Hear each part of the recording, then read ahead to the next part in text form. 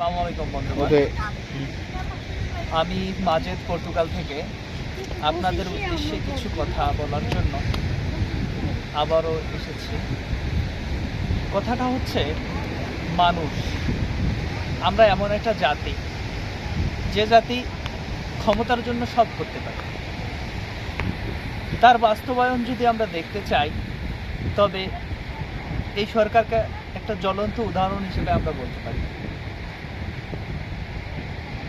হ্যাঁ, এখানে অনেকের হয়তো খারাপ লাগতে পারে।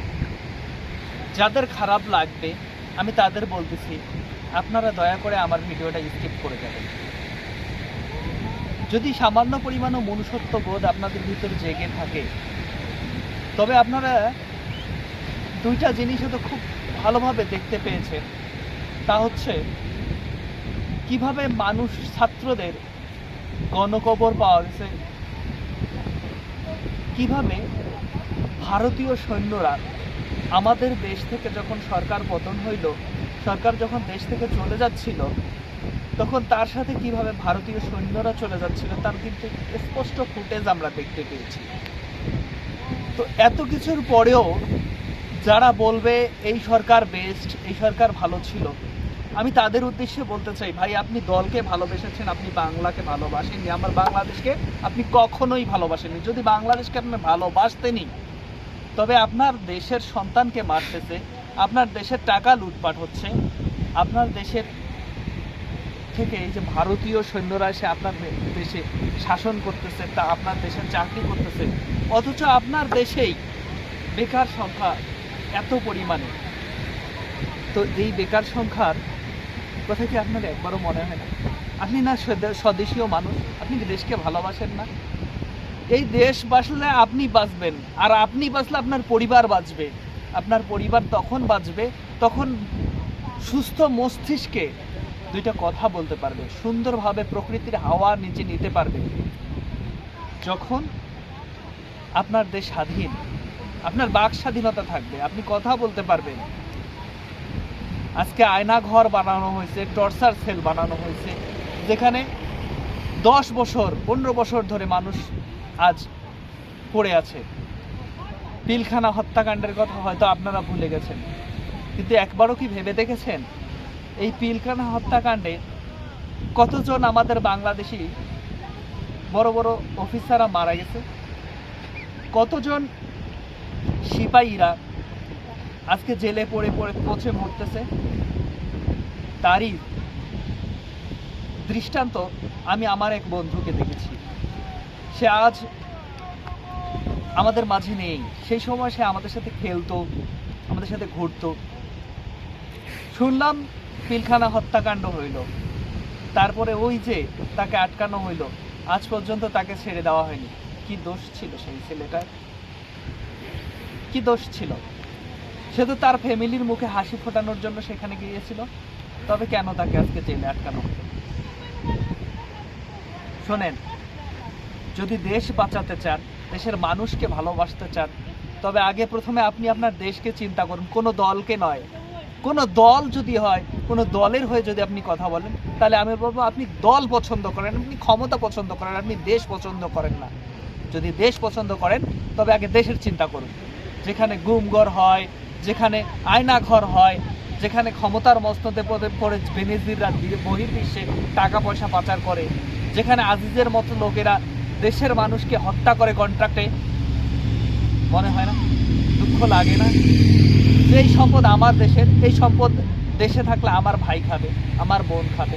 ভারত থেকে পেঁয়াজ নিয়ে আসতেছেন, আমাদের দেশের কারি কারি আম আপনি বহির্বিশ্বে দিচ্ছেন, ইলিশ মাছ দিচ্ছেন, গ্যাস দিচ্ছেন।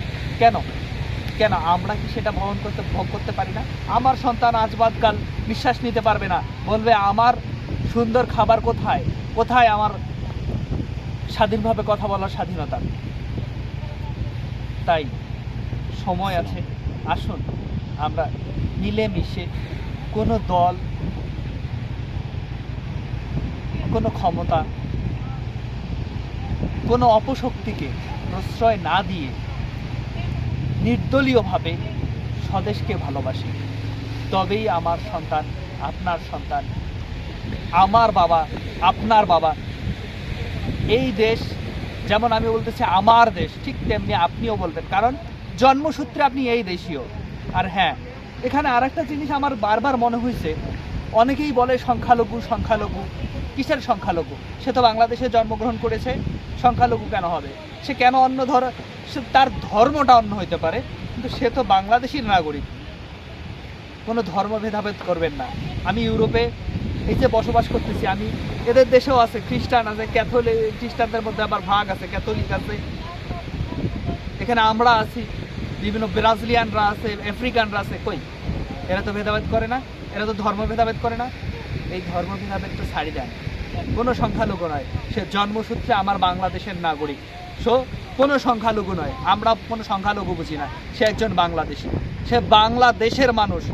সেই সময় আপনারা হয়তো ভুলে গেছেন, সেই সময় আজ থেকে বহু বছর আগে যখন জমিদার প্রথা ছিল, তখন কিন্তু তারা বৈষম্য করেছিল। কিন্তু তারা বলতো যে যারা ক্ষমতার মসনদে বসেছিল, তারা সাধারণ মানুষদের মনে করতে এরা তো চাষা ভূষা। তখন কিন্তু তারা যারা নিম্ন শ্রেণীর ছিল, গরিব প্রজা ছিল, তাদেরকে সে চোখেই দেখতো, তাদের অত্যাচার করত। আমি চাই সেই দিন আর আবার পুনর্ব্যক্ত না করি, আবার পুনরায় আমরা সেই সোনালি দিন ফিরে নিয়ে আসি। আমরা সবাই মিলেমিশে থাকি, স্বামী স্ত্রী। এই জিনিসটা আপনারা কেন বোঝেন না? আমাদের দেশের সরকার বলতেছে যে আমি নারী শাসন চাই, নারী শাসন চাই। আমার প্রশ্ন, নারী শাসন যদি হবে, তাহলে আমরা কি পুরুষরা হিজড়া?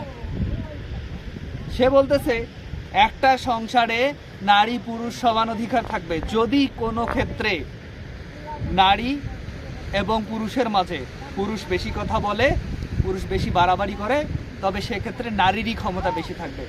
তাহলে আপনি পুরুষ হয়ে আপনার গায়ে এক ফোঁটা রক্তবিন্দু কাজ করলো না? আপনার মনে হইল না আমি কি হিজড়া? আমার কি কোনো ক্ষমতা নেই? এই সংসার আমি চালাই, হার পরিশ্রম করে এসে আমি আমার বউ সন্তানকে খাওয়াই, আমার মধ্যে ভালোবাসা আছে। কেন এই বৈষম্য কেন তৈরি করলেন? কিসের জন্য? একটা সন্তান, একটা বাবা মা সবসময় এক্সপেক্ট করে যে আমি কিছু করি, আমার সন্তান কিছু করুক। আসুন আমরা মিলেমিশে সবাই একসাথে বসবাস করি। ভালো থাকবেন, সুস্থ থাকবেন, আর আমার জন্য দোয়া করবেন। আসসালামু আলাইকুম।